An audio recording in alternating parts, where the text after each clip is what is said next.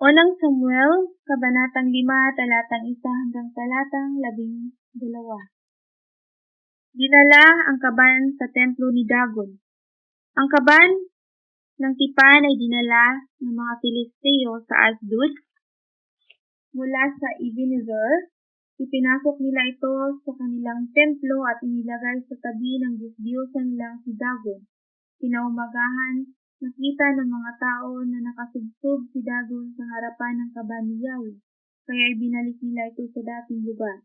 Nang magbalik sila kinabukasan, nakita nilang nakasubsob na naman si Dagon sa harapan ng kaban.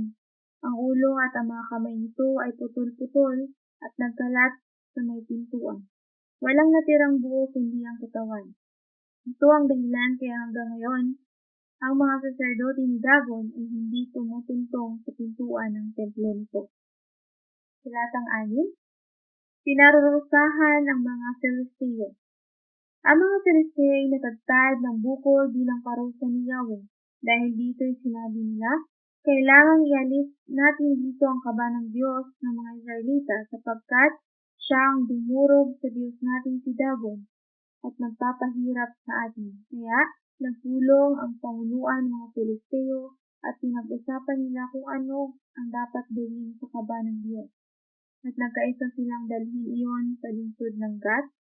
Gayon nga ang kanilang ginawa. Ngunit ang lungsod na ito ay pinahirapan din ni Yahweh.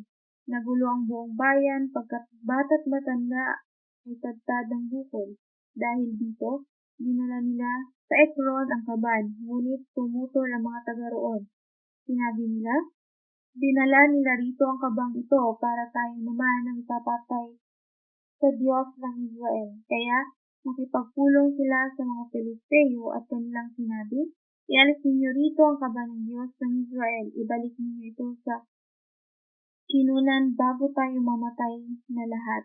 Gulong-gulo ang lahat dahil sa takot sa parusa ng Diyos, at ang mga natirang buhay ay natagtad ng bukol, abot hanggang langit ang kanilang panahon.